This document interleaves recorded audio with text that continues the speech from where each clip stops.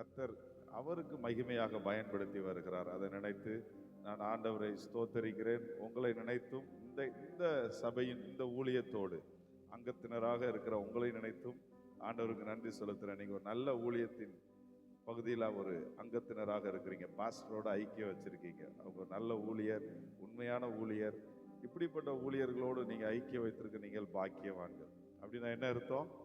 ஆசீர்வதிக்கப்படுவீர்கள், ஆசீர்வதிக்கப்பட்டவர்கள். ஆமேன் சொல்லுங்களேன். ஹல்லேலூயா. கர்த்தர் உங்களை இப்பொழுது இருக்கிறத பார்க்கலாம் 1000 மடங்கு ஆசீர்வதிப்பாராக. உங்களுக்கு இடம் வேணா மாறிட்டே இருக்கலாம், ஆனால் ஊழியம் மாறாது, மகிமை மாறாது, அது பெருகி கொண்டே இருக்கும். நீதிமானுடைய வெளிச்சம் நடுப்பகல் வரைக்கும் அதிகமாய் பிரகாசிக்கிற சூரிய வெளிச்சம் போல இருக்கும். முந்தின ஆலயத்தின் மகிமையை பார்க்கலும் பிந்தின ஆலயத்தின் மகிமை பெரிதா இருக்கும். கர்த்தர் இதிலும் பெரிதானவைகளை 2026 ஆண்டு ஆத்துமாக்களால் நல்ல பெரிய இடத்தை கர்த்தர் கொடுத்து உங்களை மகிமைப்படுத்துவாராக என்று நான் உங்களை இயேசுவின் நாமத்தில் பிளஸ் பண்றேன். ஆமென். ஹல்லேலூயா. ஹல்லேலூயா சொல்லாமா? ஹல்லேலூயா. இன்னும் நல்ல சத்தமா சொல்லுங்களேன். ஹல்லேலூயா. பரலோகத்தில் அல்லேலூயா சொன்னாலே பலத்த சத்தமா தான் சொல்றாங்கன்னு வேதத்துல போட்டிருக்கிறது. அதனால ஒரு பலத்த சத்தமா ஒரு 3 அல்லேலூயா சொல்லலாம். அல்லேலூயா என்றால் தேவனுக்கு மகிமை உண்டாவதாக. சொல்லுங்க. ஹல்லேலூயா. ஹல்லேலூயா. ஹல்லேலூயா. எல்லாரும் எழுப்பி நின்று ஆண்டவரை, நம்மளை ரொம்ப நேசிக்கிற ஆண்டவருக்கு ஒரு சின்ன 2 நிமிஷம் ஆராதனையை பண்ணி மீண்டும் கர்த்தருடைய வார்த்தைக்கு நேராக கடந்து போகிறோம். நம்ம மத்தியில் கனத்துக்குரிய தேவாதி தேவன் வந்திருக்கிறார். பரிசுத்த ஆவியானவர் வந்திருக்கிறார். நம்மை பரிசுத்தம் பண்ணினவர் வந்திருக்கிறார். நமக்கு உதவி செய்கிறவர் வந்திருக்கிறார். நம்மை ஆறுதல் படுத்துகிறவர் வந்திருக்கிறார். ஓ, உமக்கு நன்றி அப்பான்னு சொல்லுங்க. Thank you Jesus, thank you low.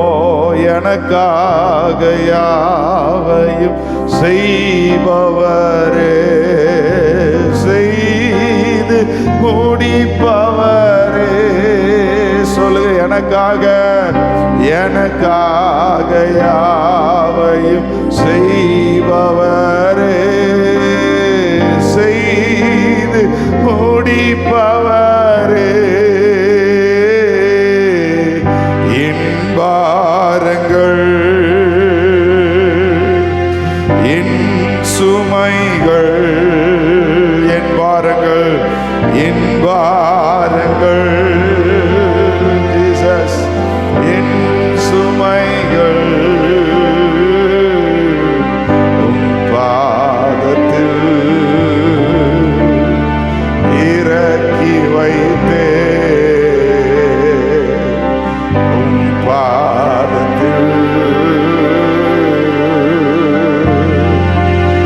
இறக்கி வைத்தே. எத்தனை பேர் பாரத்தோட வந்திருக்கீங்கன்னு எனக்கு தெரியாது. ஆனா இன்னைக்கு அவருடைய பாதத்துல இறக்கி வச்சுட்டு தான் இங்க இருந்து போனோம். நீங்க அப்புறம் அவள் துக்கமுகமாய் இருந்ததில்லை. அன்னாளுக்கு கர்த்தருடைய வார்த்தை வந்தபோது, ஆசாரியனால் கர்த்தருடைய வார்த்தை வந்தபோது, உன் விண்ணப்பத்தின்படி கர்த்தர் உனக்கு பதில் செய்வார் என்று, இஸ்ரவேலின் தேவன் உனக்கு அனுக்கிரகம் பண்ணுவார் என்று அன்னாளுக்கு, குழந்தை இல்லாத அன்னாளுக்கு வார்த்தை வரும்போது, ஆண்டுடைய சமூகத்துல கண்ணீர் வடித்த அன்னாள், துக்கத்தோடு போன அன்னாள், அப்புறம் அவள் துக்கமுகமாய் இருந்ததில்லை. இந்த நாள்ல சத்ரு என்னென்ன பாரத்தை உங்க மேல ஏற்றி வைத்து இங்க அனுப்பி வைத்திருக்கிறானோ எனக்கு தெரியாது. ஆனா இங்க கர்த்தருடைய சமூகத்துல நீங்க வந்து நிக்கீங்க. ஆண்டவரே சொல்லுங்க. என் பாரங்கள், என் சுமைகள், என் பாரங்கள், என் பாரங்கள். ரேபாதா ஷேகதாரா பாலராதே, உங்க பாதத்துல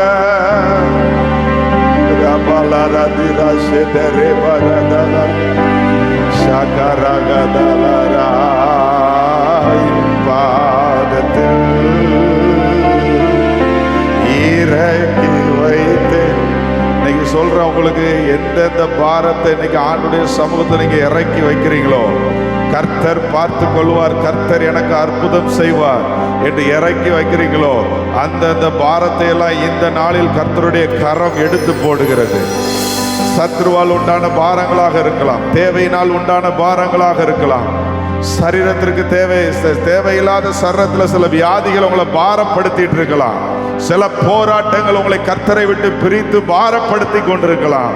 சொல்லுங்க, என் பாரங்கள் எல்லாவற்றையும் உங்க பாதத்துல இறக்கி வைக்கிற ஆண்டவரே, நீங்க எனக்கு அற்புதம் செய்வீங்கன்னு வந்திருக்கிறேன். நீங்க எனக்கு அதிசயம் செய்வீங்கன்னு வந்திருக்கிறேன். நீங்க எனக்கு நன்மையை தருவீங்கன்னு வந்திருக்கிறேன்.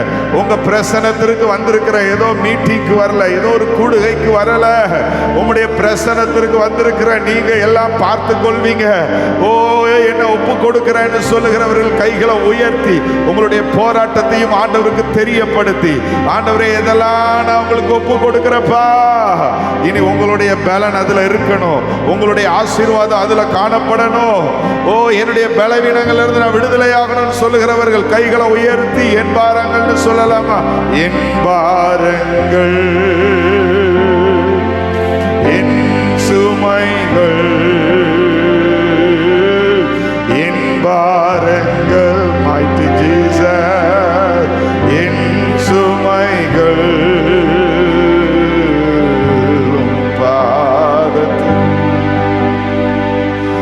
இறக்கி வைத்தேனும் பாதத்தில் இறக்கி வைத்தேன்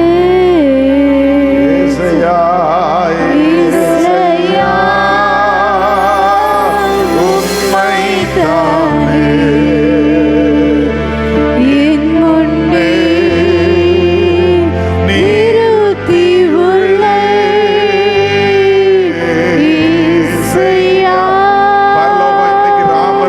பார்த்து கொண்டிருக்கிறது.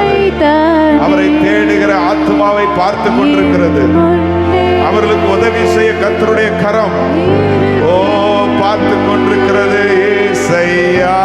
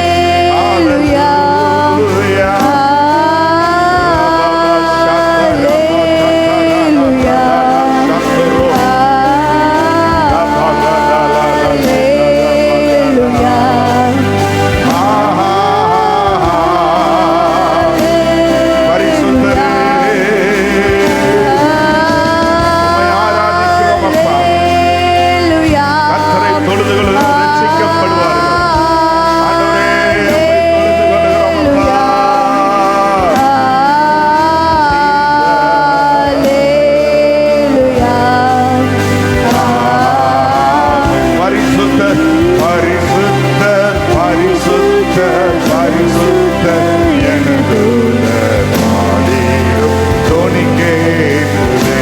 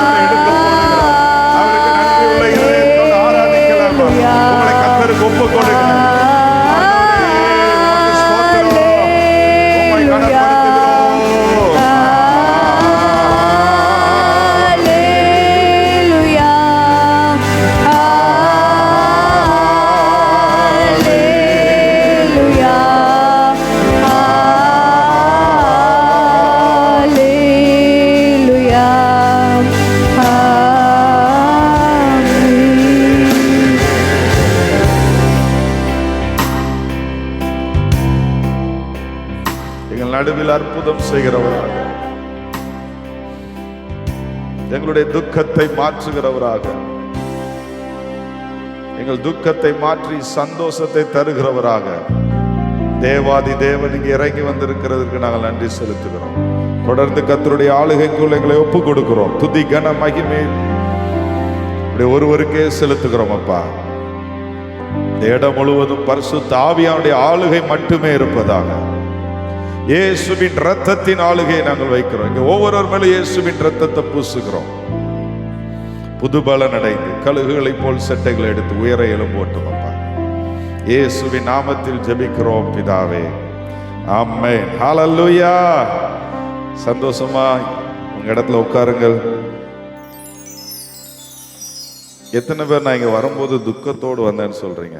அல்லது என்னைய சில காரியங்கள் வேதனைப்படுத்துச்சு, சில பிரச்சனை என் வாழ்க்கையில இருந்து என்னை துக்கப்படுத்தி இருக்குன்னு சொல்றவங்க கையை உயர்த்தி காட்டுங்களேன். கையை உயர்ந்தவங்க ஒவ்வொருவருடைய வாழ்க்கையிலும் இனி அந்த துக்கம் இருக்க போறதில்லை. தேவன் அதை எடுத்து மாற்றி போட்டிருக்கிறார். நீங்க விசுவாசத்தோடு போங்க. 10 குஷ்டரோகிகள் ஆண்டவர்கிட்ட வந்துட்டு சுகத்தை பெற்றுக்கொள்றதுக்கு முன்பாக ஆண்டவர் சொல்றார், இயேசு கிறிஸ்து சொல்றார், இயேசு கிறிஸ்து எப்பவுமே இம்மிடியட்டா சுகம் கொடுக்கிற தேவன், உடனே சுகம் கொடுப்பார். அவரை தொட்டா அற்புதம், அவர் கண்ணை தொட்டா அற்புதம், அவரை யாராவது அவர் வஸ்திரத்தை தொட்டாலும் அற்புதம். இப்படி. ஆனா சில அற்புதத்துக்கு காலதாமதமாகிறது. இந்த 10 குஷ்டரோகிகளுடைய அற்புதம் உடனே நடக்கல. நீ போய் உன்னை ஆசாரியனுக்கு காண்பி. அவர் சர்வ வல்லமையுள்ள தேவன், அவர் ஒரு செகண்ட்ல செய்ய முடியும் அற்புதத்தை. ஆனா நீ போ ஆசாரியனுக்கு உன்னை காண்பி, நீ சுத்தமாவாய் அப்படின்னு சொல்லி ஆண்டவர் அனுப்பிவிட்டார். அதே போல லாசரு பாருங்க, மரிச்ச பிறகு 4 நாள் வெயிட் பண்ணி போய் தான் அற்புதம் செஞ்சார். 4ஆவது நாள் தான் போய் அற்புதம் செய்கிறார். சில அற்புதம் கொஞ்சம் லேட் ஆகும்.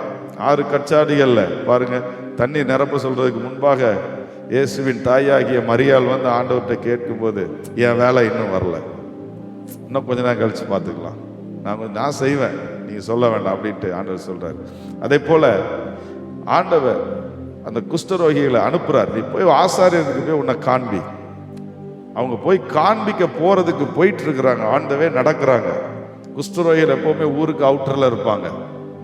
ஆண்டவர் அந்த கிராமத்துக்குள்ள நுழையும் போது இந்த 10 குஷ்டரோகிகளும் கேட்கிறாங்க, ஐயரே எங்களுக்கு இறங்கும், எங்களை ரட்சியும் அப்படின்னு சொல்லும் போது ஆண்டவர் போய் காட்டு அப்படிங்கிறார். அந்த வார்த்தையை நம்பி அவங்க போகும்போதே அவர்கள் 10 பேரும் சுஸ்தமானார்கள். இன்னைக்கு கர்த்தர் உங்களை பார்த்து சொல்றாரு, உங்க துக்கத்தை நான் சந்தோஷமா மாற்றி இருக்கிறேன்னு சொன்னாருன்னா அதை விசுவாசி நீங்க போகும்போதே அதற்குரிய கிரியை கர்த்தர் செய்திருக்கிறத நீங்க பார்ப்பீங்க. விசுவாசிக்கிறவனுக்கு எல்லாமே கூடும். கர்த்தர் என் வாழ்க்கையில துக்கத்தை, உங்களை வேதனைப்படுத்தின துக்கத்தை கர்த்தர் மாற்றுவார், மாற்றிட்டார், இந்த ஆராதனை வேளையில மாற்றிட்டார் அப்படின்னு சொல்லி. ஏன்னா நீங்க ஒரு சாதாரண ஒரு மனிதனுக்கு முன்பாக வந்து நிக்கல. நாங்க சாதாரண மனிதர்கள், ஒன்றுக்கும் உதவாத மனிதர்கள், கர்த்தருடைய நாமத்தை சொல்ல தகுதி இல்லாதவர்கள். ஆனா இஸ்ரவேலின் தேவனாகிய கர்த்தருக்கு முன்பாக வந்து நிற்கிறீர்கள். அவருடைய பிரசனத்திற்கு முன்பாக வந்து நிற்கிறீர்கள். அவருடைய சமூகத்திற்கு முன்பாக நிற்கிறீர்கள். அவர் யார்? ஒரு மனிதன் அல்ல, அவர் தேவனாக இருந்து மனித அவதாரம் எடுத்து இந்த பூமிக்கு வந்த தேவன். அவர் மிகப்பெரியவர், உங்களுடைய கற்பனைக்கு எட்டாத தேவன் அவர். வானம் எனக்கு சிங்காசனம், பூமி எனக்கு பாதப்படி. அப்போ அவர் எவ்வளவு பாதப்படி மாதிரி, நம்ம வீட்டின் படி மாதிரி அவருடைய பூமியே இருக்குதான். அவ்வளவு பெரிய தேவன் அவர். அவருடைய பிரசன்னத்துக்கு வந்திருக்கிறோம். அப்ப அவருடைய வார்த்தையில கடல் உருவாகுது, அவருடைய வார்த்தையினால மரம் செடிகள் உருவாகுது, அவருடைய கர்த்தருடைய வார்த்தையினால எல்லா மிருகங்களும் உருவாகுது. நீங்க பார்க்கிற அந்த பூமியில எல்லாமே கர்த்தர் படைத்தவைகள். நீங்க பார்க்காத எத்தனையோ கோள்கள் இருக்கிறது, அதுவும் கர்த்தர் படைத்தவைகள். சூரியன், சந்திரன், நட்சத்திரங்கள், விண்மீன்கள் எல்லாம் கர்த்தர் படைத்தது. அவர் சொல்றாரு, நீங்க போய் இனி துக்க முகமான இருக்க வேண்டியதில்லை, நான் உனக்கு சரி செய்வேன். உங்க பிரச்சனை உங்களுக்கு பெருசா இருக்கலாம், என் பிரச்சனை எனக்கு பெருசா இருக்கலாம், ஆனா அவருக்கு ரொம்ப சின்னது. பக்கத்துல உங்க கையை பிடிச்சு சொல்லுங்க, உங்க பிரச்சனை, உங்க துக்கம் உங்களுக்கு வேணா பெருசா இருக்கலாம், சர்வ வல்லமை உள்ள தேவனுக்கு முன்பாக அது ஒன்றுமே இல்லை. அது மலை போல உங்களுக்கு முன்பாக வேணா தெரியலாம், அது பனி போல மறைந்து விடும். ஹல்லேலூயா. நல்ல கைகளை தட்டி ஏசப்பாவுக்கு நன்றி சொல்லலாமா? இங்க அழைத்த பாஸ்டருக்கு ஆண்டவருடைய நாமத்தினால் நன்றி செலுத்துகிறேன். நான் வரும்போது பிரதர் வர்ஷிப் பாட்டு ப்ரைஸ் நடத்திட்டு இருந்தாங்க. அருள் அண்ணன் தான் எடுத்துகிட்டு இருக்காங்கன்னு நினச்சேன். வெளியே கார் விட்டுட்டு வரும்போது அருள் அண்ணன் பாடின மாதிரியே இருந்துச்சு. ரொம்ப மகிழ்ச்சியாக இருந்துச்சு. கர்த்தர் உங்களை அநேகருக்கு ஆசீர்வாதமாக அநேக தேசங்களுக்குள்ளே கர்த்தர் உங்களை கொண்டு போவாராக என்று உங்களை ப்ளஸ் பண்ணுறேன். உங்களுடைய உள்ளே வரும்போதே ஒரு தேவ பிரசன்னத்தை அனுபவிச்சுட்டே வந்தேன். Thank you so much. உட்காந்துக்கோங்க. தேங்க்யூ. கர்த்தர் உங்களை ஆசீர்வதிப்பாராக. இன்னைக்கு கர்த்தருடைய வார்த்தைக்கு நேராக நாம் கடந்து போகிறோம். கர்த்தருடைய வார்த்தையை பேச வேண்டும் என்று பாஸ்டர் சொல்லும் போது நான் ஜெபம் பண்ணேன். கர்த்தர் பாஸ்டர் இந்த ஊழியத்திற்கு கர்த்தர் ஒரு வார்த்தையை கொடுத்தார், உங்களுக்கு ஒரு வார்த்தையை கொடுத்தார், கர்த்தருடைய செய்தியும் கொடுத்தார். மூன்றையும் வேகமாக நான் சொல்லிட்டு போக விரும்புகிறேன். பாஸ்டர், பிலதெல்பியா சபையின் தூதனுக்கு நீ எழுத வேண்டியது என்னவென்றால் அப்படின்னு சொல்லி இந்த ஊழியத்தை குறித்து கர்த்தர் சில வார்த்தையை கொடுத்தார். பாஸ்டருக்கும் ஊழியருக்கும் பிலதெல்பியா சபைக்கு மட்டுமல்ல, சபையின் தூதனுக்கு வெளிப்படுத்தல் 3வது அதிகாரம் 7வது வசனத்தை எடுத்துக்கொள்வீர்கள் என்றால், பிலதெல்பியா சபையின் தூதனுக்கு நீ எழுத வேண்டியது என்னவென்றால், இந்த ஊழியத்தை செய்கிற பாஸ்டருக்கு, இந்த ஊழியத்தில் அங்கத்தினராக இருக்கிற உங்களுக்கு கர்த்தர் சொல்ற வார்த்தை, முக்கியமாக பாஸ்டருக்கு, பரிசுத்தம் உள்ளவரும் சத்தியம் உள்ளவரும் தாவீதின் திறவுகோலை உடையவருமாகிய ஒருவரும் பூட்டக்கூடாதபடிக்கு திறக்கிறவரும் ஒருவரும் திறக்கக்கூடாதபடிக்கு பூட்டுகிறவருமாகி இருக்கிறவர் சொல்லுகிறதாவது, உன் கிரியைகளை அறிந்திருக்கிறேன். உனக்கு கொஞ்ச பலன் இருந்தும் நீ என் நாமத்தை மறுதலியாமல் என் வசனத்தை கை கொண்டபடியினால் இதோ திறந்த வாசலை உனக்கு முன்பாக வைத்திருக்கிறேன், அதை ஒருவனும் பூட்ட மாட்டான். இந்த ஊழியத்திற்கு கர்த்தர் ஒரு திறந்த வாசலை வைத்திருக்கிறேன் என்று ஆண்டவர் சொல்லுகிறார். எதற்காக அந்த திறந்த வாசல்? கொஞ்ச பலன் இந்த ஊழியருக்கு. பெரியதை வந்த உடனே சொன்ன பாஸ்டர் பெரிய பேக்ரவுண்ட்ல இருந்து வரல. நான் கூட எங்கள் அப்பா ஒரு சபையின் போதகர், அதுல இருந்து வந்திருக்கிறேன். ஆனால் பாஸ்டர் ஒரு சபையின் போதகர் குடும்பத்திலிருந்து வரல. அவங்களுக்கு கொஞ்சம் பலன் தான். அவங்க எவ்வளவோ சரீர ரீதியாக எவ்வளவோ வேதனைகளை அனுபவித்த ஒரு பாத்திரம். கொஞ்சம் பலன் தான். ஆனால் கர்த்தருக்காக அவங்க வைராக்கியமாக இருக்கிறத நான் பார்த்துருக்கிறேன். வைராக்கியமாக பேசுவாங்க. ஆண்டவரை பற்றி பேசினா வைராக்கியமாக பேசுவாங்க. கொஞ்சம் பலன் இருந்தோம். ஆண்டவருடைய நாமத்திற்காக வைராக்கியமாக எழும்பின பாஸ்டர், வசனத்திற்காக வைராக்கியமாக பாஸ்டர் அலெக்ஸ் பாஸ்டர் எழுப்பி இருக்கிறாங்க. வசனத்திற்காக வசனம் நல்ல வசனத்திலே இருக்கிறவங்க.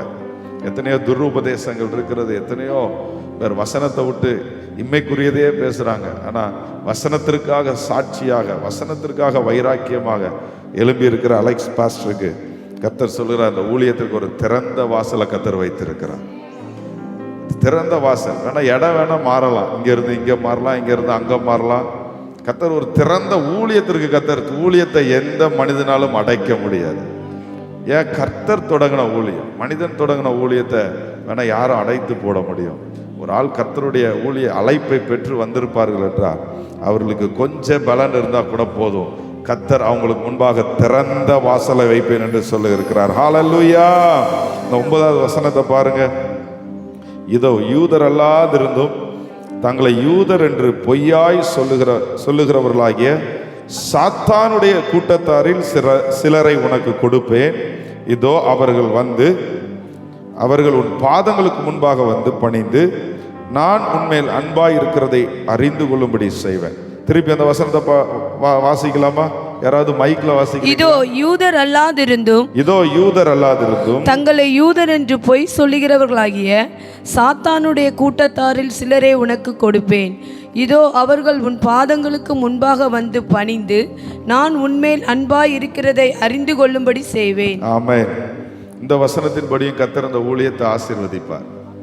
இது என்ன ஆசீர்வாதம் அப்படின்னு நினைக்கீங்களா? நிறைய பேர் கிறிஸ்தவங்க தான் இந்த பூமியில நிறைய பேர் இருக்கிறாங்க. இயேசுவை இன்னைக்கு கிறிஸ்மஸ் காலத்தில் வந்திருக்கிறோம். நல்லா கொண்டாடுவாங்க இயேசு பிறப்ப, நல்ல ட்ரெஸ் எடுப்பாங்க, நல்ல சாப்பாடு செய்வாங்க, அந்த இம்மைக்குரியதையே செஞ்சிட்டு இருப்பாங்க, நல்ல தண்ணியும் அடிச்சுக்குவாங்க, நல்லா சண்டையும் போட்டுக்குவாங்க, நல்ல சகல அசுத்தமும் அவங்களுக்குள்ள இருக்கும். அதான் அவங்க தான் யார் தெரியுமா? யூதர் அல்லாதிருந்தும் தங்களை யூதர் என்று பொய் சொல்லுகிற சாத்தானுடைய கூட்டத்தாரில் சிலரை உனக்கு கொடுப்பேன். இதோ அவர்கள் உன் பாதங்களுக்கு முன்பாக வந்து பணிந்து நான் உன்மேல் அன்பாய் இருக்கிறதை அறிந்து கொள்ளும்படி செய்வேன். அவர்கள் தேவ மனிதர் மேல தேவன் இருக்கிறத கர்த்தர் அறிந்து கொள்ளும்படி செய்வார்.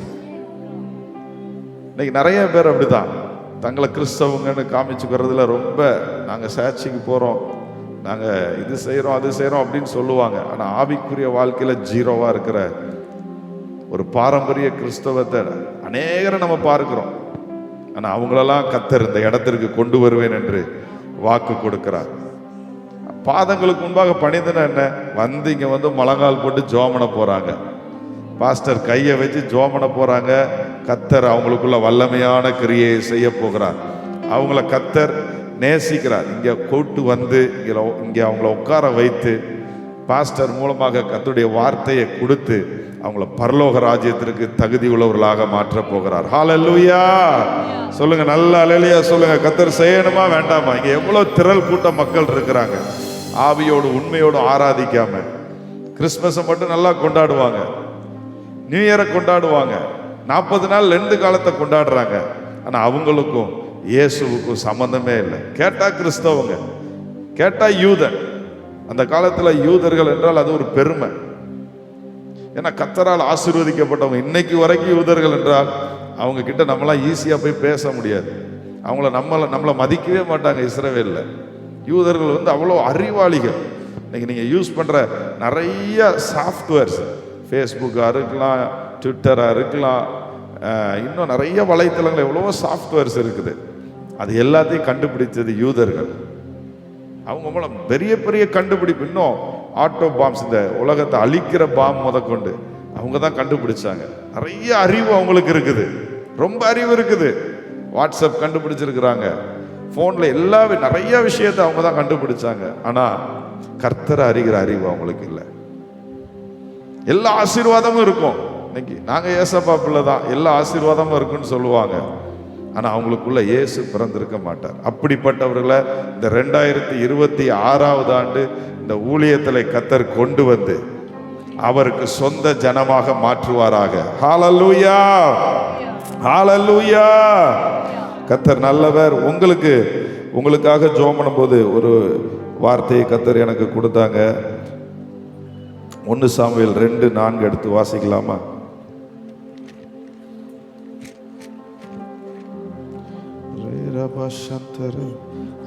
பலவான்களின் வில் முறிந்தது, தள்ளாடினவர்களோ பலத்தினால் இடைகட்டப்பட்டார்கள். நல்ல ஆண்டவர் அப்படியே துதிச்சுக்கிட்டே இருங்க, கர்த்தர் உங்களோடு நிச்சயம் பேசுவார். பலவான்களின் வில் முறிந்தது, தள்ளாடினவர்களோ பலத்தினால் இடைகட்டப்பட்டார்கள். ஆண்டவரே, இந்த ஊழியத்து மக்களுக்கு என்ன நீங்க சொல்ல வந்திருக்கீங்க, என்ன சொல்றீங்க அப்படின்னு நான் ஜோமனும் இந்த வசனத்தை தான் பரிசுத்த ஆவியானவர் எனக்கு காண்பித்தது. தள்ளாடின ஜனங்கள் யாராவது வந்திருப்பீங்க என்றார். ஆவிக்குரிய வாழ்க்கையில தள்ளாடுறேன்யா, சரீர பலத்துல நான் தள்ளாடுறேன்யா. ஏதோ ஒரு பலவான் எனக்குள்ள இருந்து கிரியை செய்யறான், எனக்கு வெளியே இருந்து கிரியை செய்யறான், என் வாழ்க்கையில கிரியை செய்யறான். ஏதோ போராட்டத்தை நான் அனுபவிச்சுட்டு இருக்கிறேன். சில மனிதர்களை பலவானா பிசாசு உங்களுக்கு எதிராக வைத்திருப்பான். சில வீட்டில் கணவர் மனைவியே பலவானா வச்சிருக்கிறான், சில வீட்டில் கணவரை பலவானா வச்சிருக்கிறான். ஜோமனை போகக்கூடாது, சபைக்கு போகாத, ஞானஸ்தானம் எடுக்காத, இப்பெல்லாம் கேள்விப்பட்டிருக்கிறேன். அவங்க மூலமா பிசாசு கிரியை செய்யறான். ஆனா அந்த பலவான் எந்தெந்த பலவான், ஒருவேளை வியாதி என்கிற பலவானாக இருக்கலாம், அல்லது கடன் தொல்லை என்கிற ஒரு பலவான் உங்களுக்குள்ள இருந்து கிரியை செய்யலாம். தரித்திரத்தை கொடுக்கிற ஆவி, இப்படி ஏதோ ஒரு பலவான் உங்களுக்குள் கிரியை செய்தால் கர்த்தர் சொல்கிறார். மீண்டும் அந்த வசனத்தை வாசிக்க. பலவானுடைய வில் முறிந்தது, தள்ளாடினவர்களோ பலத்தினால் இடைகட்டப்பட்டார்கள். கைகளை தட்டி ஆண்டவருக்கு நன்றி சொல்லலாமா? என் மேல இருக்கிற எல்லா பலவானுடைய வில் முறிந்தது என்கிற விசுவாசிக்கிறவங்க, என் குடும்பத்தில் இருக்கிற எல்லா பொல்லாத பலவானுடைய வில்லும் இந்த நேரத்தில் முறியிருந்து விசுவாசி கைகளை தட்டி அதை பெற்றுக்கொள்ளுங்க. அந்த ஆசீர்வாதத்தை, எல்லா போராட்டங்களும் இந்த நேரத்தில் நான் கைகளை தட்டும் போதே கர்த்தர் அந்த போராட்டத்தை மாற்றுகிறார். கர்த்தர் அதுல கிரியை செய்கிறார். தள்ளாடி நிற்கிற எனக்கு பலன் இல்லை, அந்த போராட்டத்தை ஜெயிக்க எனக்கு பலன் இல்லை, நான் தள்ளாடி கொண்டிருக்கிறேன்னு சொல்லுகிறவர்கள் இப்போ இன்னும் சில நிமிடங்கள், இன்னும் ஆண்டவருக்கு நன்றி சொல்லுங்க. ஆண்டவரே, நீர் எனக்கு வெற்றி தருகிறீர். தள்ளாடி நிற்கிற என்ன பலத்தால் இடை கட்டுகிறீர். பலத்தால் இடை கட்டுகிறீர். பலவானாய் நிற்கிற எல்லாருடைய வில்களையும் கர்த்தர் என்னை விட்டு உடைத்து போட்டீர். ஓ நன்றி அப்பா, நன்றி நன்றி நன்றி. ஆராதனை ஆராதனை ஆராதனை ஆராதனை ஆராதனை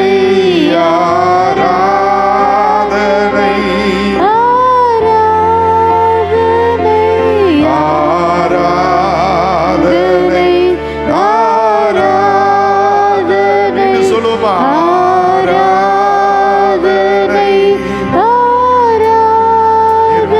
எல்லா பலனுடைய வெள்ளை குறித்ததற்கு நாங்கள் உமக்கு நன்றி சொல்லி ஆராதிக்கிறோம் அப்பா.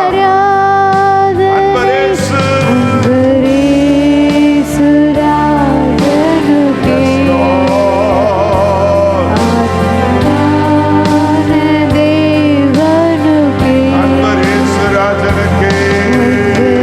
அன்பரேசு ராஜனுக்கே ஆவியான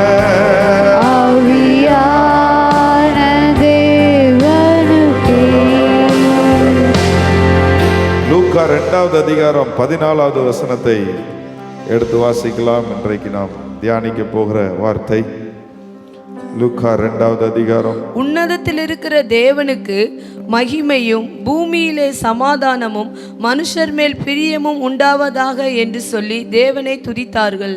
இது ஒரு கிறிஸ்மஸ் காலமாக இருக்கிறதுனால் இயேசுவின் பிறப்பை குறித்து நாம் தியானிக்க போகிறோம். அந்த பிறப்பின் நற்செய்தி முதலாவது மேய்ப்பர்களுக்கு வருகிறது. மேய்ப்பர்களுக்கு ஒரு தேவதூதன் தோன்றுகிறான். அங்கு தேவ மகிமை பிரகாசிக்கிறது. திரளான தேவதூதர்கள் வந்து விட்டார்கள். அந்த வசனம் சொல்லுகிறது, இது எல்லா ஜனத்திற்கும் மிகுந்த சந்தோஷத்தை உண்டாக்கும் நற்செய்திய அந்த தேவதூதர்கள் வந்து சொல்றாங்க. என்ன சொல்றாங்க? இயேசு கிறிஸ்து உங்களுக்காக கிறிஸ்து எனும் இரட்சகர்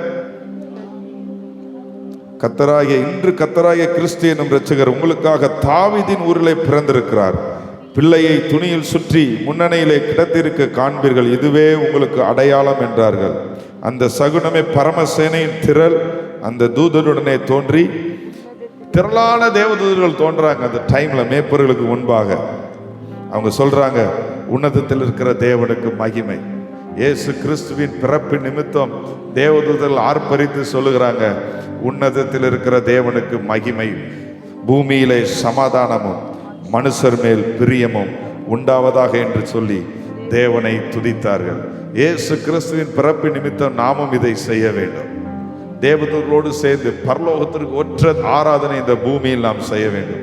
பரலோகத்தில் என்ன செய்யப்படுகிறதோ, இயேசு கிறிஸ்து தன்னுடைய ஜபத்தை சொல்லி கொடுக்கும்போது சீசர்கள், ஆண்டவரே நாங்கள் எப்படி ஜபம் பண்ண வேண்டும் என்று சொல்லி கேட்கும்போது, பரலோகத்தில் இருக்கிற எங்கள் பிதாவே, உம்முடைய நாமம் பரிசுத்தப்படுவதாக, ராஜ்யம் வருவதாக, உம்முடைய சித்தம் பரலோகத்தில் செய்யப்படுவது போல பூமியிலையும் செய்யப்படுவதாக.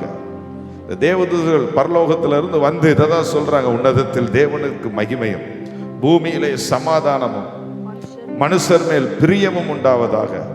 இதையே நாமும் சொல்லி இன்னைக்கு தியானிக்க போகிறோம். உன்னதத்தில் இருக்கிற தேவனுக்கு நம் மூலமாக மகிமை உண்டாவதாக. சொல்லுங்க, பக்கத்துல கையை பிடிச்சி, உன்னதத்தில் இருக்கிற தேவனுக்கு உங்கள் மூலமாக மகிமை உண்டாவதாக. வாழ்த்துங்களேன். நல்லா இன்னொரு தடவை நல்ல சத்தமா அவங்கள பார்த்து வாழ்த்தி சொல்லுங்க, உங்கள் மூலமாக உன்னதத்தில் இருக்கிற தேவனுக்கு மகிமை உண்டாவதாக. ஹல்லேலூயா.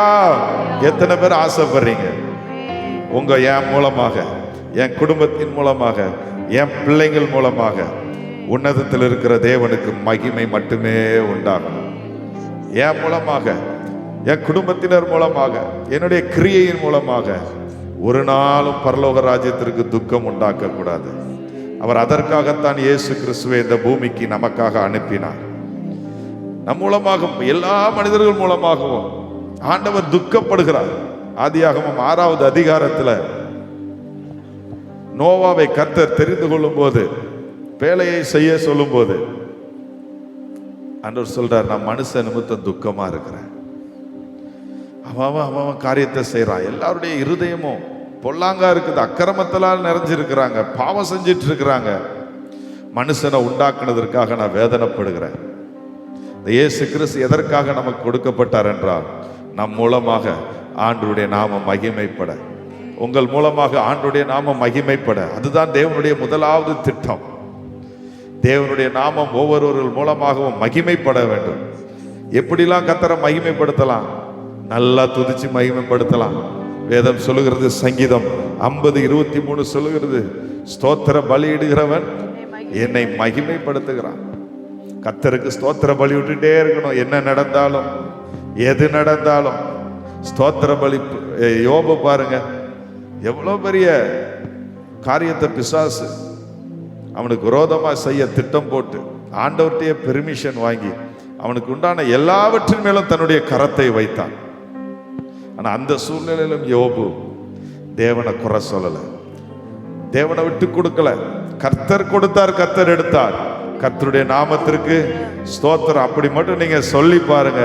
எந்தெந்த ஆசீர்வாதத்தை சத்துரு உங்களை விட்டு திருடிட்டு போனானோ அதை எல்லாம் ரெட்டத்தனையா யோபுவுக்கு கொடுத்த அதே தேவனை தான் நீங்களும் நானும் ஆராதிக்கிறோம். இந்த வருஷ கடைசியில இந்த ஆண்டு உங்களுக்கு சில ஆசீர்வாதங்களை பிசாசு திருடிட்டு போயிருக்கலாம். சில நன்மைகள் வரும் என்று நீங்க நினைத்து தாமதமா இருக்கலாம், அது வராமல் போயிருக்கலாம். நீங்க சத்துரு சொல்லுவான், இவரை ஆண்டவரை ஆராதித்து என்ன பிரயோஜனம் உனக்கு? இல்லை இல்லை, கர்த்தர் கொடுத்தார், கர்த்தர் எடுத்தார். கர்த்தருடைய நாமத்திற்கே மகிமையை நான் செலுத்துவேன். ஓ, அப்படின்னு நீங்க சொல்லி பாருங்கள். கர்த்தருடைய ஆசீர்வாதம் உங்களுக்கு இரட்டத்தனையாக வரும். இந்த ஆண்டின் முடிவில் இரட்டத்தனையான ஆசீர்வாதத்தால் கர்த்தர் உங்களையும் உங்கள் குடும்பத்தையும் நிரப்ப வேண்டும் என்றால் உன்னதத்தில் இருக்கிற தேவனுக்கு நீங்கள் மகிமையை செலுத்த வேண்டும். என்ன நடந்தாலும் மகிமையை செலுத்தணும். நன்மை நடந்தாதான் மகிமையை செலுத்தணுமா? இல்லை. உலகம் நன்மை செஞ்சாலும் கர்த்தருக்கு மகிமையை செலுத்தாது. பிறருக்கு எவ்வளவு பேருக்கு நீங்க நன்மை செஞ்சாலும் அவங்க நன்றி உள்ளவர்களா இருக்க மாட்டாங்க. இன்னைக்கு காலையில ஒரு ஹேர் கட் கடைக்கு போயிருந்தேன், முடி திருத்தம் செய்ய. அங்க போய் உட்கார்ந்து இருக்கும்போது அந்த கடையின் ஓனர் என்கிட்ட பேசிட்டு இருந்தார். அவங்க கீழே 2 பேர் அவங்க பசங்க வேலை செய்கிறாங்க. அவர் என்கிட்ட பேச்சு கொடுத்துட்டு இருந்தார். அவங்க ஹேர் கட் பண்ணிட்டு இருந்தாங்க. அவர் சொன்னார், பிரதர், கொரோனா காலத்தில் நாங்கள்லாம் கடையே திறக்க முடியாத சூழ்நிலைக்குள்ளே தள்ளப்பட்டோம். நாங்கள் அன்றாட பிழைப்பு நடத்துகிறவங்க. நாங்கள் ஹேர் கட் பண்ணாதான் எங்கள் குடும்பம் நடக்கும். அப்படிப்பட்ட சூழ்நிலையில் நாங்கள் கஷ்டப்படுறத இந்த பட்டணத்தில் ஒரு பெரிய பணக்காரர் அறிந்து அவர் எங்களை கூப்பிட்டாரு. நான் அந்த சங்கத்திற்கு தலைவராக இருக்கிறேன். நாங்கள் எங்கள் செயலாளர் எல்லாரையும் கூப்பிட்டாரு. நாங்கள் அங்கே போயிருந்தோம். அவர் சொன்னார், உங்கள் சங்கத்தில் எத்தனை கடை தூத்துக்குள்ள இருக்குன்னாரு. நாங்கள் 150 கடை இருக்கு அப்படின்னு சொன்னோம். அந்த பணக்காரர் சொன்னார், 150 கடைக்கும் அந்த கடையின் குடும்பத்திற்கும் நான் 2000 ரூபாய்க்கு, ஒவ்வொரு குடும்பத்திற்கும் 2000 ரூபாய்க்கு நான் அரிசி பருப்பு எண்ணெய் வாங்கி தரேன். அது போக ஒவ்வொரு குடும்பத்துக்கும் 2000 ரூபா நான் இனமா கொடுக்குறேன். அப்போ ஒரு குடும்பத்துக்கு எவ்வளோ ஆச்சு? 4000 ரூபாய் ஆச்சு. அவர் யாருன்னே தெரியாதான், தூத்துக்குடியில் ஒரு பணக்காரர். அவருக்கு ஒரு இந்த சவரவ தொழில் பண்றவங்கெல்லாம் நல்லா இருக்கணும்னு சொல்லி, கஷ்டப்படக்கூடாது அப்படின்னு சொல்லி. ஏன்னா ஒரு அடி டிஸ்டன்ஸ், அந்த 1 மீட்டர் டிஸ்டன்ஸ்ல தான் எல்லாரும் இருக்கணும் கடைக்கு போனா அப்படின்னு கவர்மெண்ட் ரூல் போட்டிருக்கு. முடிவெற்ற கடையெல்லாம் திறக்கக்கூடாதுன்னு போட்டிருக்கு. அவர் எல்லாருக்கும் உதவி செஞ்சு இன்னைக்கு காலையில அவர் நேற்று நைட் அவர் மரிச்சிருக்கிறாரு. நேற்று ஈவினிங்கோ நைட்டோ தெரில, அவர் நேற்று மரிச்சிருக்கிறாரு. இன்னைக்கு இவங்க சங்க தலைவர்கள்லாம் சேர்ந்து ஒரு போஸ்டர் போட்டு இன்னைக்கு அவரை பார்க்க போறோம், அவருக்கு மாலை வாங்கிட்டு போறோம். எத்தனை பேர் வாரீங்கன்னு கேட்டா ஒரு ரப்பரும் வரலையா. உலகம் அப்படித்தான் இருக்கும். நன்மைக்கு நன்மை எதிர்ப்பு செய்ய மாட்டாங்க. உங்க இருதயம் கல்லாக மாறி இருக்கு.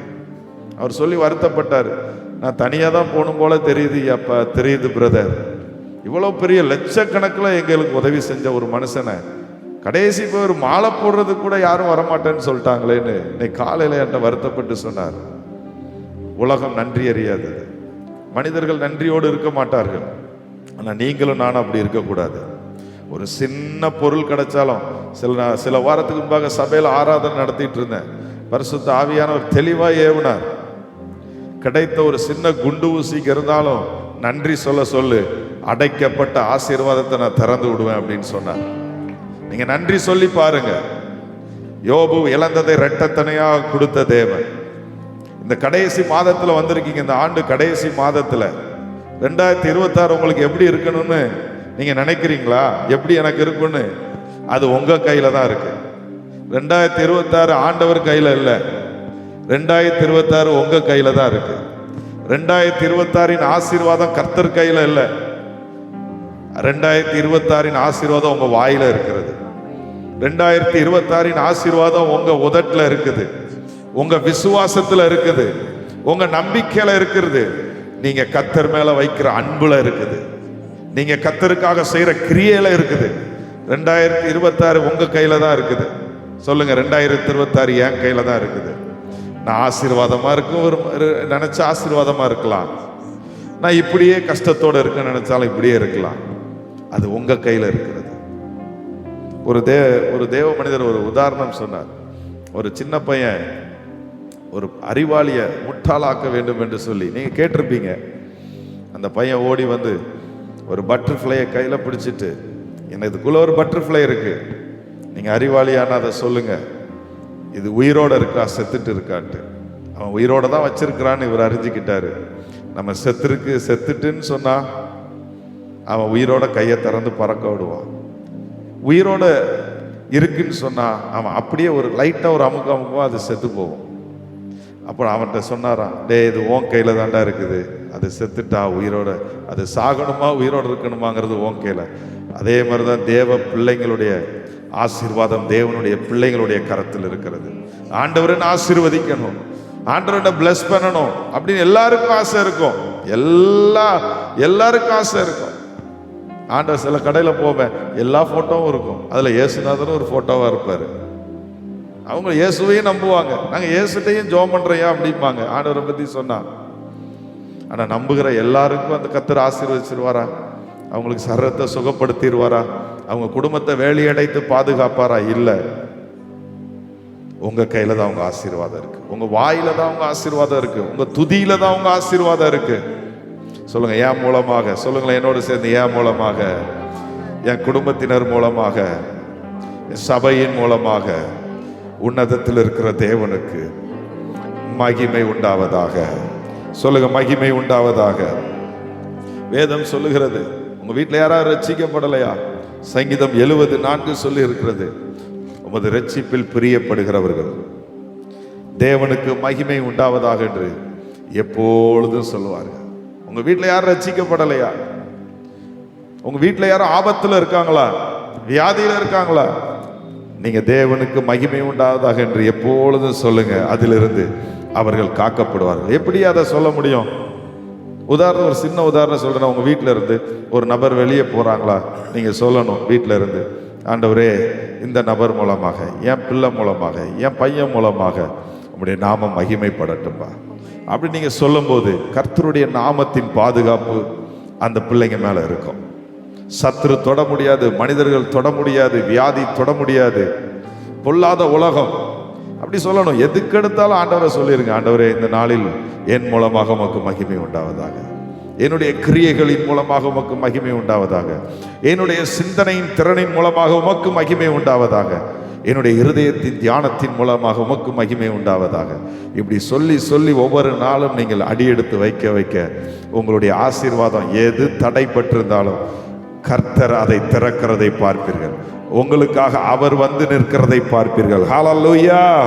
இரண்டாவது பாயிண்ட் போலாமா? பூமியிலே சமாதானம். கர்த்தர் பூமியில் சமாதானத்தை உண்டு பண்ண பிதாவாகிய தேவன் இயேசு கிறிஸ்துவை இந்த பூமிக்கு பாலகராக அனுப்பினார். சமாதானம் இல்லாமல் இருக்கிறது. வேதம் சொல்லுகிறது, துன்மார்க்கனுக்கு சமாதானம் இல்லை. ஏசாயா 57:21 சொல்லுகிறது, துன்மார்க்கமாய் வாழ்ந்த மனிதனுக்கு யாருக்குமே சமாதானம் இல்லை. அந்த சமாதானம் எங்கே இழக்கப்பட்டது? ஏதேன் தோட்டத்தில் ஆதாமோடு ஆண்டவர் டெய்லி வந்து பேசுறார், ஏவாளோடு டெய்லி வந்து பேசுறாங்க. அவர் தேவனாக இருந்தும் மனிதர்களோடு வாசம் செய்கிற தேவன், மனிதரோடு உறவு வைத்துக் கொள்கிற, அன்பு வைத்துக் கொள்கிற தேவன், அவனோடு பேசுகிற தேவன், சம்பாசிக்கிற தேவன். ஆனா அந்த இடத்துல பிசாசு பூந்து ஆண்டவருடைய வார்த்தைக்கு ஒரு பழம் தான், சாதாரண பழம். கர்த்தர் பெரிய லிமிட்டேஷன்லாம் வைக்கல, எவ்வளவோ பழங்கள் இருக்குது, ஒரு சின்ன பழம். அதை சாப்பிடக்கூடாது அப்படின்னு சொல்லி ஆண்டவர் அதை தோட்டத்தில் நடுவில் வைக்கிறார். ஒருத்தங்க நம்மளுக்கு ஏதாவது ஒன்று, இப்போ உங்களுக்கு ஒரு வாடகைக்கு வீட்டுக்கு போகிறீங்க, அந்த வீட்டில் வந்து அந்த ஓனர் வந்து ஏதாவது ஒன்று சொல்லுவாங்க, நீங்கள் இதில் ஆணி அடிக்கக்கூடாது, நீங்கள் இதை மட்டும் மாற்றிடக்கூடாது, அது அந்த உங்களுக்கு வீடே அனுமதிக்க பெர்மிஷன் கொடுத்துருவாங்க, எல்லாத்தையும் அனுபவிக்கலாம். ஆனால் இந்த வீட்டில் எதுவும் நீங்கள் கட்டிடக்கூடாது, இந்த வீட்டில் நீங்கள் எதுவும் உடைச்சிடக்கூடாது, இப்படி சில இதை சொல்லுவாங்க. இதே போல் ஒரு சின்ன காரியம்தான் ஆதாம் ஏவாளுக்கு சொல்லப்பட்டது. ஆனால் அதை மீறும் போது சமாதானம் எடுபட்டு போனது. யாது எந்த சமாதானம் எடுபட்டு போனது? ஆண்டவருக்கும் மனிதனுக்கும் உள்ள உறவாகிய சமாதானம். சமாதானமாக டெய்லி ஆண்டவர் வந்துட்டு போனார். தோட்டத்திலிருந்து துரத்தப்பட்டார்கள். கடினமாக உழைக்க வேண்டியதாக இருந்தது, வேர்வை சிந்தி பிழைக்க வேண்டியதாக இருந்தது. முதல் மனிதனே அப்படித்தான் இருந்திருக்கிறார், துரத்தப்பட்டு. அதிலிருந்து ஜனங்கள் அக்கிரமம் செய்ய ஆரம்பித்தார்கள். கர்த்தருக்கு பிரியமில்லாத செய்ய பிசாசு ஜனங்களை திருப்பினான். அதான் வேதம் சொல்லுகிறது, துன்மார்க்கனுக்கு சமாதானம் இல்லை. ஆனால் அந்த துன்மார்க்கனுக்கு சமாதானத்தை தர இயேசுவாகிய பாலகனை ஆண்டவர் பிறக்க பண்ணினார். எதற்காக இயேசு பிறந்தார் என்று தூதர்கள் சொல்லுகிறார்கள், திரள் கூட்ட தூதர்கள் சொல்லுகிறார்கள், உன்னதத்தில் தேவனுக்கு மகிமையும் பூமியிலே சமாதானம். அவர் பூமியிலே சமாதானத்தை கொடுக்க வந்தார். நமக்கு சமாதானத்தை உண்டு பண்ணும் ஆக்கினை அவர் மேல் வந்தது. அவருடைய தழும்புகளால் நாம் சுகமாய் இருக்கிறோம். ஏசாயா 53வது அதிகாரம் 5-6 வசனத்தை வாசிக்கலாமா? ஏசாயா 50, பைபிள் உள்ளவங்களாம் எடுத்ததை பாருங்க. நம்முடைய மீறுதல்களின் நிமித்தம் அவர் காயப்பட்டு, நம்முடைய மீறுதல்களின் நிமித்தம் அவர் காயப்பட்டு, நம்முடைய அக்கிரமங்களின் நிமித்தம் அவர் நொறுக்கப்பட்டார். நம்முடைய அக்கிரமங்களின் நிமித்தம் அவர் நொறுக்கப்பட்டார். நமக்கு சமாதானத்தை உண்டு பண்ணும் ஆக்கினை அவர் மேல் வந்தது. நமக்கு சமாதானத்தை உண்டு பண்ணும் ஆக்கினை அவர் மேல் வந்தது. அவருடைய தழும்புகளால் குணமாகிறோம். ஆமென், ஹல்லேலூயா. என்ன சொல்லியிருக்கிறார் அப்படின்னா, இந்த சமாதானத்தை, ஏதேன் தோட்டத்தில் இழந்த சமாதானத்தை இயேசு கிறிஸ்துவின் மூலமாக மீண்டும் பிதாவானவர் கொடுக்க சித்தம் கொண்டு அவரை அனுப்பி மனிதன் செய்த எல்லா பாவத்திற்காகவும் அவரை தண்டிக்க ஆண்டவர் ஒப்பு கொடுத்தார். தன்னுடைய சொந்த குமாரனை தண்டிக்க ஒப்பு கொடுத்தார். அவர் மூலமாக நாம் சமாதானம் பெற்றிருக்கிறோம். ஹல்லேலூயா. அவர் மூலம் அந்த சமாதானத்தை நம்ம சில டைம் இழக்க பிசாசானவன் போராடி கொண்டே இருக்கிறான் நம்மோடு. எப்படி போராடினா?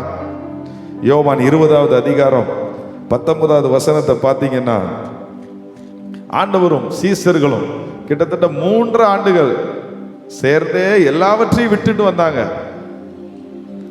போட்டை விட்டுட்டு வந்தாங்க, ஃபேமிலியை விட்டுட்டு வந்தாங்க.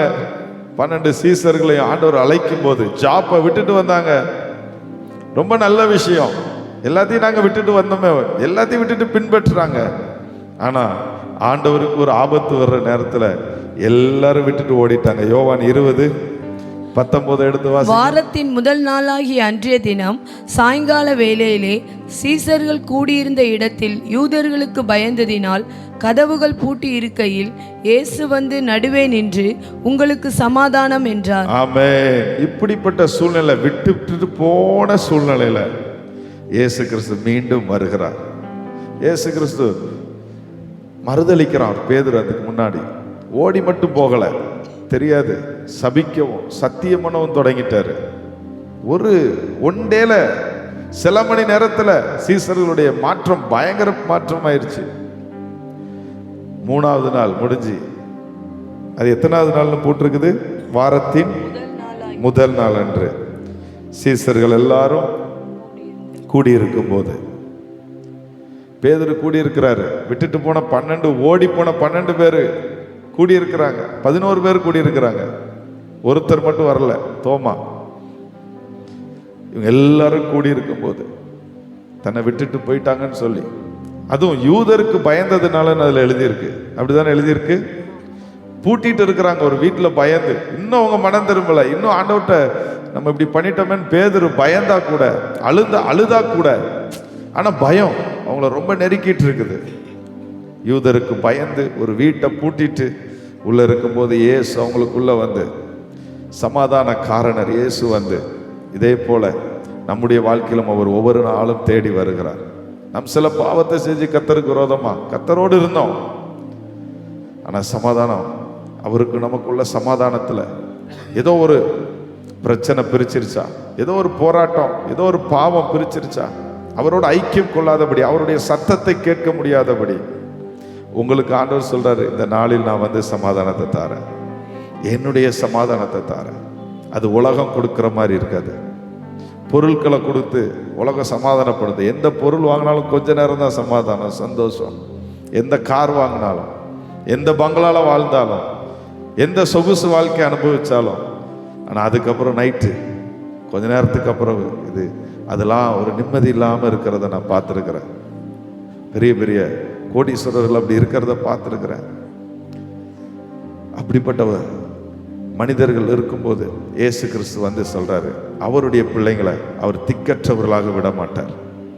பேதுருட்ட முதலே சொல்றாரு, என்னிடத்தில் உனக்கு சமாதானம் உண்டாகி இருக்கும் பொருட்டு நான் முதலே ஒன்று சொல்றேன், சீமோன் பேதுருவே, சாத்தான் கோதுமையை சுலவினால் புடைக்கிறது போல உன்னை புடைக்க உத்தரவு கேட்டுக்கொண்டான். நானோ உன் விசுவாசம் ஒளிந்து போகாமல் இருக்கும்படி உனக்காக வேண்டிக் கொண்டிருக்கிறேன். கர்த்தர் நமக்காக பிதாவின் வலது பார்சத்தில் இன்னைக்கும் பரிந்து பேசி கொண்டிருக்கிறார். நீங்க நானும் செய்யற தவறு, நீங்களும் நானும் சிந்தையில ஒருவேளை தவறு செய்யலாம், ஒருவேளை உலகத்தை மாதிரி நம்ம பெரிய தவறு செய்யாம இருக்கலாம். கர்த்தரோடு நேரம் செலவழிக்காததே தவறு. கர்த்தருடைய சத்தத்தை நீங்க கேட்டு ஒவ்வொரு நாளும் வாழாம இருக்கிறதே தவறு. நம்ம சுய ஆவி நம்மளை நடத்த விடுறதே தவறு. சிலரை மற்றவங்க நடத்துவாங்க, சிலர் அவங்களே அவங்க நடத்துவாங்க, சிலரை பிசாசு நடத்தும். வேதத்தில் அதுக்கு ஒவ்வொன்றுக்கும் ஆதாரம் இருக்கு. ஆனா சிலரை கர்த்தருடைய ஆவியானவர் நடத்துவார். அவங்களுக்கு தான் அந்த சமாதானம் இருக்கும். அப்படிப்பட்ட சமாதானத்தை இயேசு கிறிஸ்து உங்களுக்கு தருகிறார். அவருடைய ஆவியினால் நடத்தப்படுகிற சமாதானம். அது எது இருந்தாலும், பொருள் இருந்தாலும் பொருள் இல்லாட்டாலும், உங்களுக்கு வேண்டியவங்க நன்மை செஞ்சாலும் செய்யாட்டாலும், ஞானம் இருந்தாலும் இல்லாட்டாலும், ஒரு தெய்வீக சமாதானம் நமக்குள்ள இருக்கும், ஒரு தெய்வீக சந்தோஷம் இருக்கும். அது யாராலையும் பறித்து கொள்ள முடியாது. ஆண்டவரோடு இருக்கும்போது 100 ரூபாய் கூட இல்லாட்டா கூட நம்ம சந்தோஷமா இருந்திருப்போம். நான் அதை அனுபவிச்சிருக்கிறேன். ஆனா ஆண்டவருக்கு வெளியே இருக்கும்போது பல லட்சம் ரூபாய் நான் ரூமுக்குள்ள வச்சிட்டு இருந்தாலும் நிம்மதி இல்லாம இருந்திருக்கிறேன். இது என்னுடைய அனுபவம். எந்த பொருளும் நமக்கு சமாதானத்தை தராது. பிசாசானவன் இதை காமிச்சு அதை காமிச்சு அது சந்தோஷத்தை தரும், இது சந்தோஷத்தை தரும் சொல்லி கடைசி அவங்கள நரகத்துக்கு நேராக கொண்டு போகிறான். ஆனா ஒரு மனிதனுக்கு சந்தோஷம், தேவனோடு சமாதானம், சந்தோஷம் எது தெரியுமா? தேவனோடு உள்ள உறவு, தேவனோடு உள்ள ஐக்கியம்.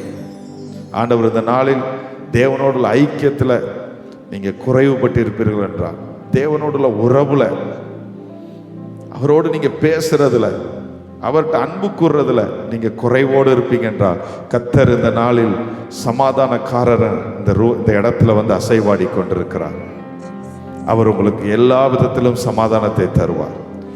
உங்க குடும்பத்துல சமாதானத்தை தருவார். சீசர்கள் போட்ல போகும்போது படகு கொந்தளிக்குது, கடல் கொந்தளிக்குது, படகு அசைது, மறிச்சிருவோன்னு நினைக்கும் போது அங்க போய் உங்களுக்கு சமாதானம் உண்டாவதாக சொல்லி அந்த காற்றையும் கடலின் அலைகளையும் அதட்டி அவர்களை சமாதானப்படுத்தினார். அவர்களோடு சேர்ந்து பயணம் செய்தார்.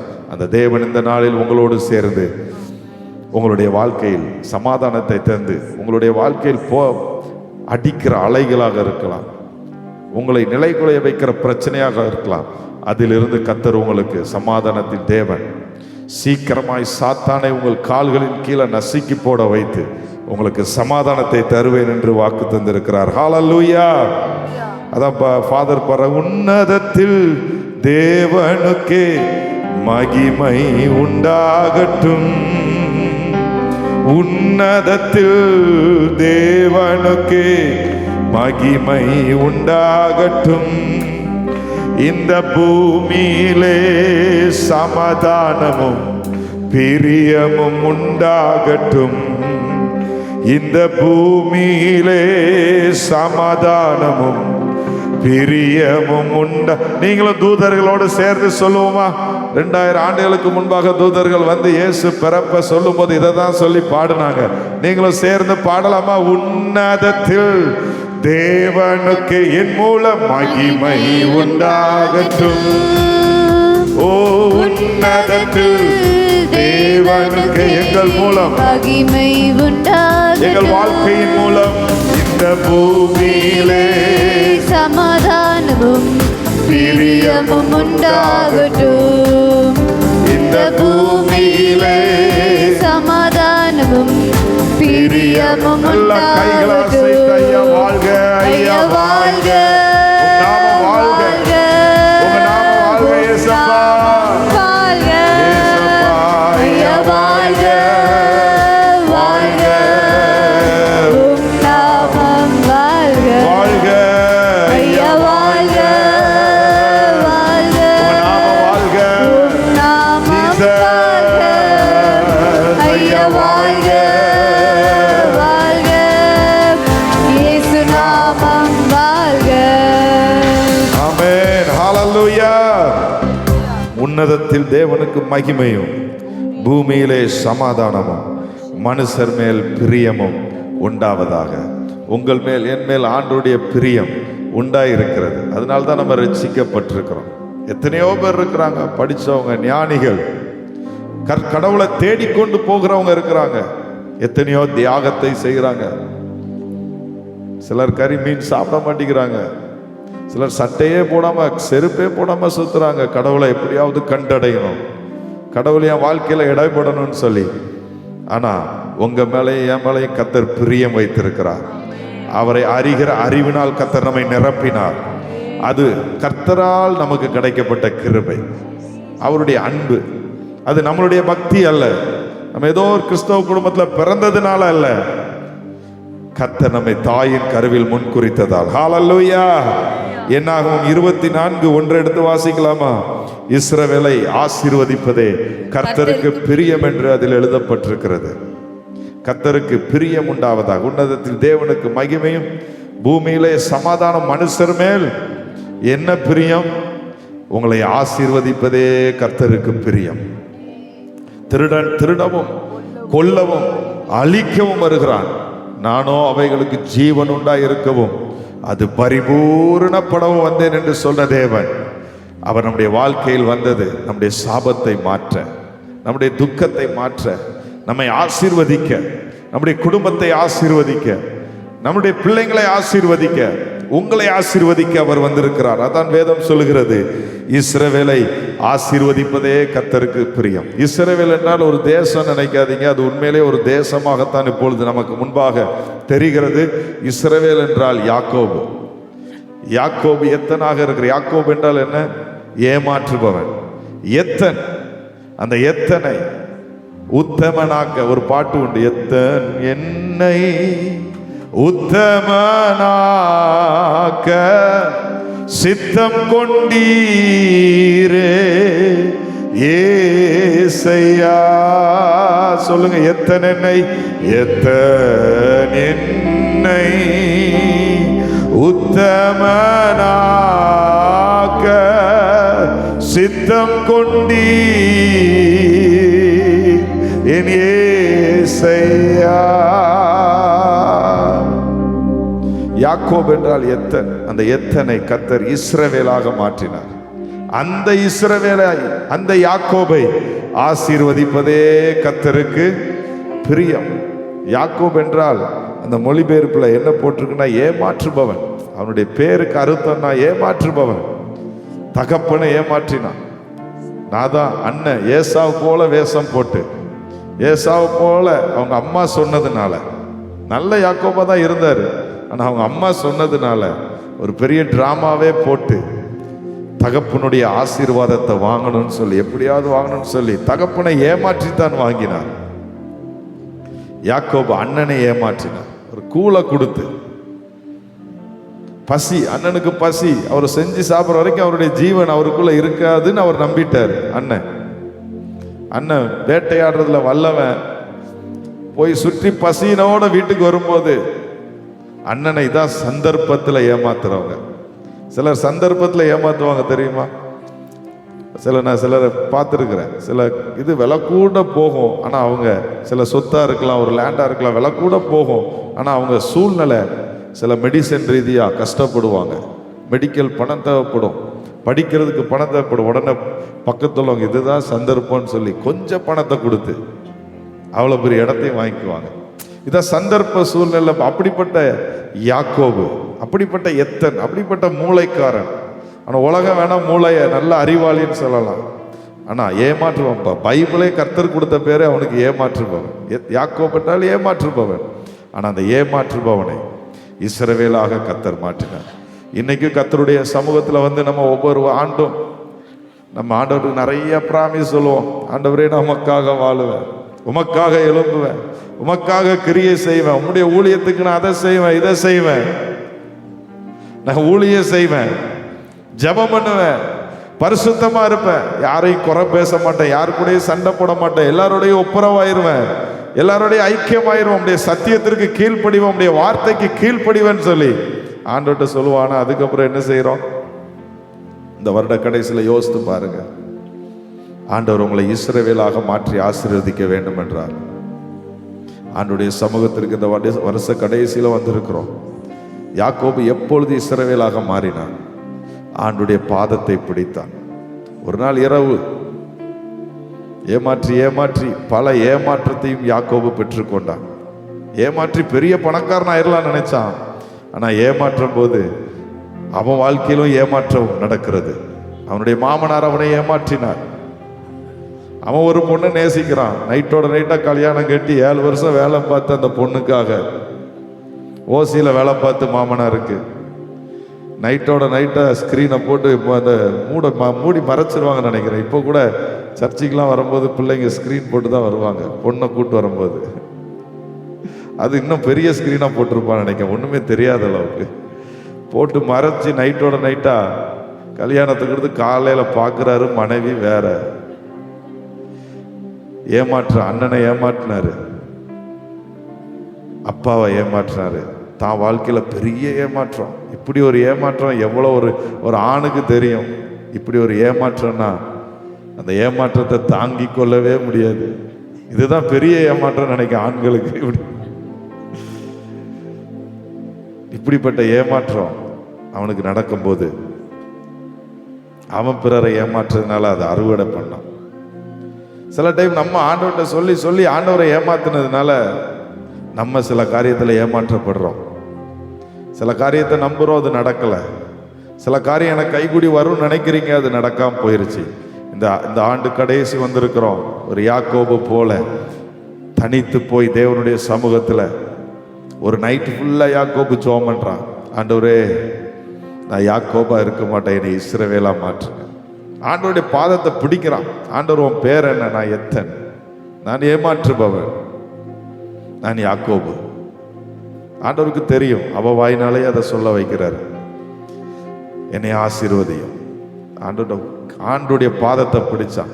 இவ்வளவு நாளும் நினைச்சான் அப்பாவுடைய சொத்து தான் எனக்கு ஆசீர்வாதம், அண்ணனுடைய சொத்து தான் எனக்கு ஆசீர்வாதம்,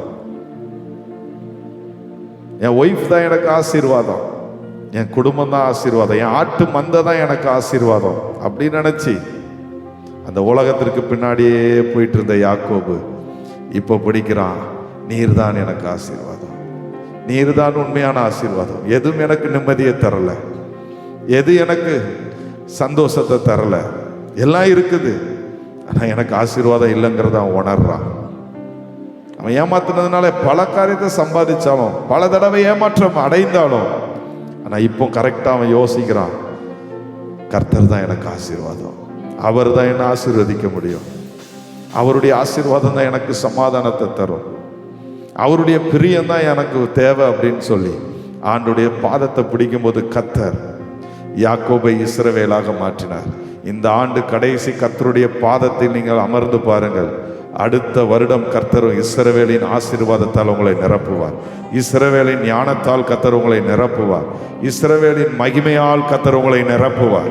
இன்னைக்கு இஸ்ரவேல் தேசம் ஒரு சின்ன தேசம்தான். இந்த உலகத்தில் அவ்வளவு நாடுகளுக்கும் ஒரு சிம்ம சொப்பனமான்னு சொல்லுவாங்க ஒரு வேர்டு தமிழில். அதோடைய அர்த்தம் கூட எனக்கு தெரியாது. நான் அவ்வளோ பேரை களங்கடிக்கிற, அவ்வளோ பேரை எதிர்க்கிற பேர் எந்த நாடு என்ன சொல்லட்டும், நான் என்னுடைய வழியில தான் போவேன், நான் என் கடவுளை நம்புகிறேன் அப்படின்னு சொல்லி பிதாவாகிய தேவனை நம்புறாங்க. ஆனால் இயேசு கிறிஸ்துவை நம்பலை. அவங்க இயேசு கிறிஸ்துவ தீர்க்கதரிசியாக தான் நம்புறாங்க. ஏன்னா அவங்க தான் அவரை அடிச்சு கொண்டுட்டாங்க.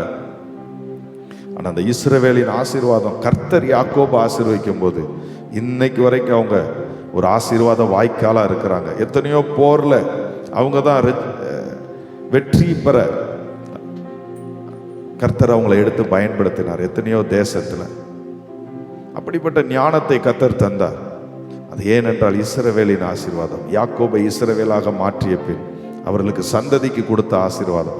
அந்த இஸ்ரவேலின் தேவன் நம்மையும் கர்த்தர் இந்த நாளில் வந்து ஆசீர்வதிக்க அவருடைய சமூகத்தில் எழுப்பி நிற்கலாமா? Thank you Jesus. Hallelujah. Hallelujah.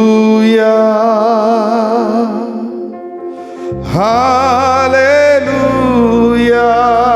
Thank you Appa. Hallelujah. Hallelujah.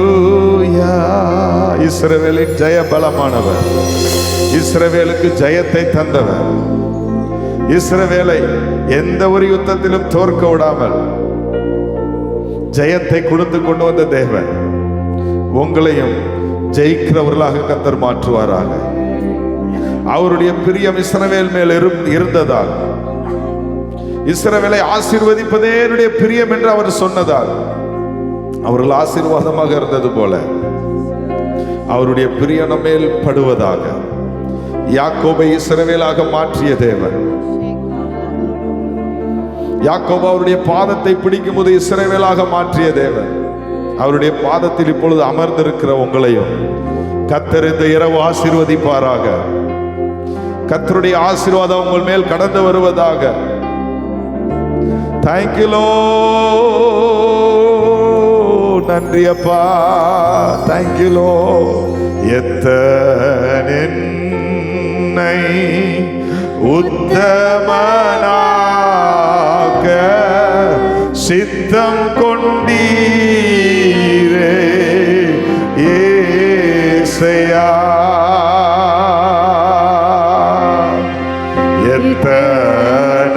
எத்தனையோ துரோகம் நான் செய்தும் அத்தனையும் நீ மன்னித்தீ.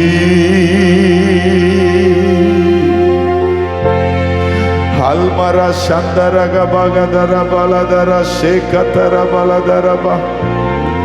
ஹalleluya. ஆண்டவருடைய சமூகத்தை, ஆண்டவருடைய பாதத்தை யாக்கோபு பிடித்தது போல இப்பொழுது ஜெப வேளையில் பிடிக்கிற உங்களை கர்த்தர் இஸ்ரவேலாக மாற்றுவாராக. ஒரே இரவில் யாக்கோபுடைய சரித்திரத்தையே மாற்றிய தேவன், யாக்கோபுடைய வாழ்க்கையே மாற்றிய தேவன், இஸ்ரவேலாக ஆசீர்வதித்த தேவன் இந்த இரவு கர்த்தர் உங்களையும் ஆசீர்வதிப்பாராக.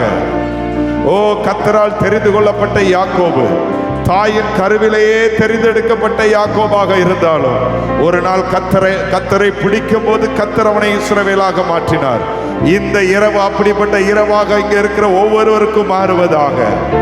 ஓ ரபா ஷேகதர பகதல ரபா சந்தர பகதல ரபகதரபா. நல்ல கைகளை தட்டி ராஜா வருகிறார், ஆயத்தமாவோ ராஜா வருகிறார்,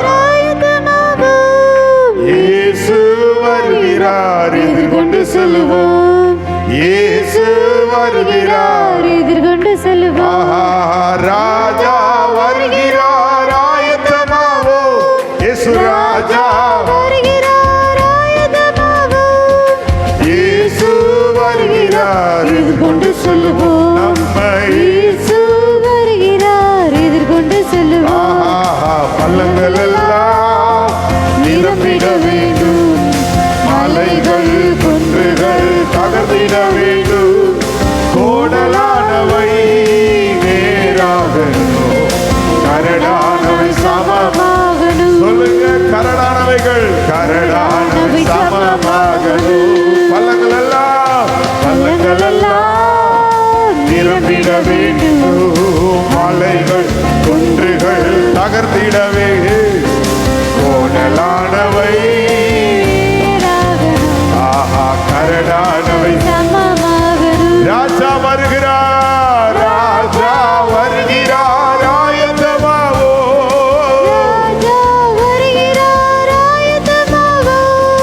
இயேசு வருகிறார், நம்ம இயேசு வருகிறார், ஆயத்தமாவோ ராஜா வருகிறார், ஆயத்தமாவோ இயேசு ராஜா வருகிறார்.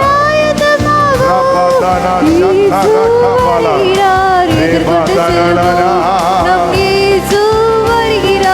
எதிர்கொண்டு செல்வோம். பலங்கள் எல்லாம் நிரம்பிட வேண்டும், மலைகள் குன்றுகள் கலந்திட வேண்டும். ஓஹோ கோணலானவை நேராகணும், கரடானவை சமமாகணும். பள்ளங்கள் எல்லாம் பள்ளங்கள் எல்லாம் நிரம்பிட வேண்டும், மலைகள் குன்றுகள் கலந்திட வேண்டும்.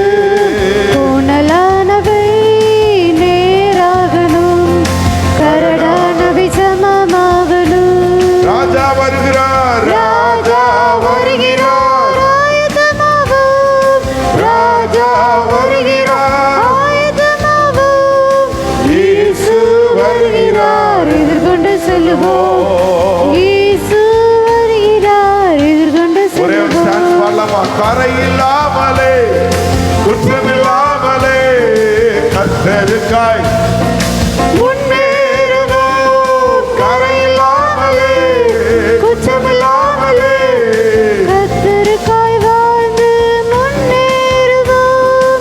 ராஜா வருகிறார், ஆயத்தமாவோம், ராஜா வருகிறார், ஆயத்தமாவோம். இயேசு வருகிறார், எதிர்கொண்டு செல்லுவோம். இயேசு வருகிறார், எதிர்கொண்டு செல்லுவோம். நல்ல கைகளை தட்டி ஆண்டவரை மகிமைப்படுத்தலாமா?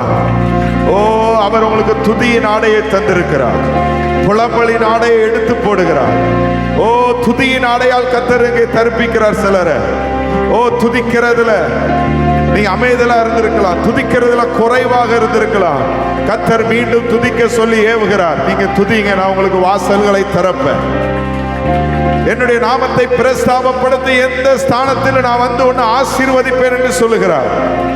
ஓ, உங்கள் ஆசீர்வாதம் உங்க வாயில இருக்கிறது, உங்களுடைய ஆசீர்வாதம் உங்க துதியில இருக்கிறது, தேவனை மகிமைப்படுத்துகிறதுல இருக்கிறது. ஆண்டவரே, எந்த சூழ்நிலையில் நாம மகிமைப்படுத்துவேன் என்று சொல்லுகிறவர்கள் கைகளை உயர்த்தி ஆண்டவர்கிட்ட சொல்லுங்க. ஆண்டவரே, எந்த சூழ்நிலை நான் உங்களை மகிமைப்படுத்துவேன். ஆண்டவரே, வாழ்வானாலும் தாழ்வானாலும் சுகமானாலும் சுகவீன துக்கமானாலும் சுகவீனமானாலும் வியாதியானாலும் ஆரோக்கியமானாலும் நான் எப்பொழுதும் நேசிப்பேன். ஆண்டவரே, என் வாயினால குறை சொல்ல போறதில்லை. ஏனென்றால் நான் நேசிக்கிறதுனால, நான் உங்களை அன்பு செலுத்துறதுனால நீங்க என் துக்கத்தை எல்லாம், எனக்கு தீமையா வந்த எல்லாத்தையும் நீர் நன்மையா மாற்றுவீரப்பா. என் தீமைகள் எல்லாம் நன்மையா மாற்றுவீரப்பா. அன்பு கூறுகிறவர்களுக்கு சகலமும் நன்மைக்கு ஏதுவாய் நடக்கும்னு சொல்லியிருக்கீங்க. எல்லா தீமையும் நன்மையா மாற்றுவேன்னு சொல்லியிருக்கீங்க. நான் அதை விசுவாசிக்கிறப்பான்னு சொல்லுங்க. உண்மை விசுவாசிக்கிறேன். என் சூழ்நிலையை பார்த்து புலம்புறதற்கல்ல ஆண்டவரே, நான் உங்களை பார்த்து கனப்படுத்துறதுக்கு உருவாக்கப்பட்டவன், உங்களை மகிமைப்படுத்துறதற்கு உருவாக்கப்பட்டவன். எந்த சூழ்நிலை மகிமைப்படுத்துவேன் அப்பா. எந்த சூழ்நிலையிலும் உம்மோடு நான் சமாதானமா இருப்பேன். ஆண்டவரே, நீங்க தந்தாலும் நீங்க தராட்டாலும், நீங்க உயர்த்தினாலும் நீங்க உயர்த்தாட்டாலும் நான் உங்களோடு சமாதானமா இருப்பேன். எனக்கு சமாதானத்தை கொடுக்கிற ஆக்கினை மேல் வந்தது, அதற்கு நன்றின்னு சொல்லுங்க. எனக்கு சமாதானத்தை உண்டு பண்ணுகிற ஆக்கினை, என்னுடைய பாவங்கள் உம்மை விட்டு என்னை தூரப்படுத்தியது. இயேசு கிறிஸ்துவின் ரத்தம் சகல பாவங்களை நீக்கி என்னை சுத்திகரித்து பிதாவாகிய தேவனுக்கு முன்பாக மாசற்றவர்களாக குற்றமற்றவர்களாக ராஜாக்களும் ஆசாரியர்களும் ஆக்கினதே, அதற்கு நன்றி அப்பான்னு சொல்லுங்க. நன்றி அப்பா, ஸ்தோத்திரப்பா. உம்மை மகிமைப்படுத்துகிறோம். எனக்கு சமாதானத்தை உண்டு பண்ண நீர் இந்த பூமியில் இருக்கிறீரே, ஸ்தோத்திரப்பா. ஆண்டவரே, இந்த நாளிலும் ஆண்டவரே உமக்கு எனக்கு இடையில் இருக்கிற எல்லாவற்றையும் எடுத்து போட்டு நீர் என்னை சமாதானத்தினால் நிரப்பும் என்று சொல்லுங்க. நிரப்புகிறதற்கு நன்றின்னு சொல்லுங்க. எனக்கும் உமக்கும் உள்ள தூரம் ஆண்டவரே இனி அப்படி இருக்க கூடாது. அல்மரா சந்தரபா ஹந்தலரபா ஸ்தோத்திர ஆண்டவரே, நீர் சமாதான காரணராக பிதாவோடு எங்களை ஒப்புரவாக்க நீர் சிலுவையில் தொங்கினதற்கு ஸ்தோத்திரம் அப்பா. நீர் இந்த பூமிக்கு வந்ததற்கு ஸ்தோத்திரம் அப்பா. எங்களை ஆசீர்வதிக்க, இஸ்ரவேலை ஆசீர்வதிப்பது எனக்கு பிரியம்னு சொல்லி எங்களை ஆசீர்வதிக்கிறேன். யாக்கோபுல நீர் அக்கிரமமும் மீறுதலை பார்க்கறதில்லை என்று சொல்லி இருக்கிறீங்களே, எங்க மேல உடைய ஆசீர்வாதம் இருக்கிறதுக்கு நன்றின்னு சொல்லுங்க. இந்த நாளில் கர்த்தர் எங்களை ஆசீர்வதித்ததற்கு நன்றி அப்பா. உடைய பிரியம் எங்க மேல இருக்கிறதற்கு நன்றி ஆண்டவரே. உமக்கு ஸ்தோத்திரம் ஆண்டவரே. இந்த நாளில் எங்களோடு பேசியதற்கு நன்றி. உடைய வார்த்தையை சத்தியத்தை எங்களோடு கொண்டு இடைப்பட்டதற்கு ஸ்தோத்திரம் அப்பா. இன்னும் நாங்க உங்க நேசிக்க எங்களை ஒப்பு கொடுக்கிறோம். இன்னும் நான் உங்களை அன்பு கூறதுக்கு எங்களை ஒப்பு கொடுக்கிறோம் அப்பா. இன்னும் எங்களுடைய கிரியையினால் உம்மை மகிமைப்படுத்த எங்களை ஒப்பு கொடுக்கிறோம். நானும் என் வீட்டாருமோ என்றால் கர்த்தரையே சேவிப்போம். சொல்லுங்க, நானும் என் வீட்டாருமோ என்றால் கர்த்தரையே சேவிப்போம். கர்த்தரை மட்டுமே சேவிப்போம். அப்படியே செய்ய போறதுக்கு நன்றி அப்பா. தொடர்ந்து மீதியான நேரத்தை உடைய கரத்துல ஒப்பு கொடுக்கிறோம். மீதியான காலத்தை உடைய கரத்துல ஒப்பு கொடுக்கிறோம். நாங்க உயிரோடு இருக்கிற வரைக்கும் உமக்கு மகிமை உண்டாக்குகிற பாத்திரமாக, உம்மோடு சமாதானமாய் இருக்கிற பாத்திரமாக, உம்முடைய பிரியத்தில் வாழுகிற பாத்திரமாக, உம்முடைய ஆசீர்வாதத்தில் வாழுகிற பாத்திரமாக இருக்கும்படி எங்களை அர்ப்பணிக்கிறோம். எல்லா துதிகன மகிமை உமக்கு தருகிறோம். மீட்பர் இயேசுவின் நாமத்தில் ஜெபிக்கிறோம் எங்கள் நல்ல பிதாவே. ஆமென், ஆமென். எல்லா கரங்களை தட்டி ஆண்டவரை மகிமைப்படுத்துவோம். ஹல்லேலூயா, ஹல்லேலூயா, ஹல்லேலூயா.